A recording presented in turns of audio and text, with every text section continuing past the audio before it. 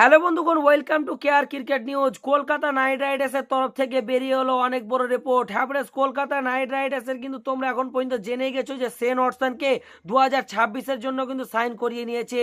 Kolkata night Riders assistant coach নিয়েছে Shane ওয়াটসনকে।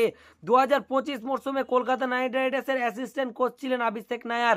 অভিষেক নায়ারকে 26 মরশুমে head coach বানিয়ে দিয়েছে টিম ম্যানেজমেন্ট, এবং ঠিক তা উল্টো দিকে অ্যাসিস্ট্যান্ট কোচ রূপে কিন্তু সাইন করিয়েছেন শেন ওয়াটসনকে। শেন ওয়াটসন আসাতে তোমরা কতটা খুশি হয়েছো? তোমাদের মূল্যবান মতামত কমেন্ট বক্সে লিখে জানাও।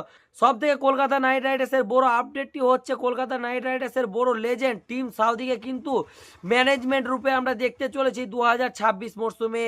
হ্যাঁ, টিম সাউদিকে কিন্তু বোলিং কোচ হিসেবে সাইন করিয়েছে কে কে আর এর জন্য কি টিম সাউদি বেস্ট হয়েছে?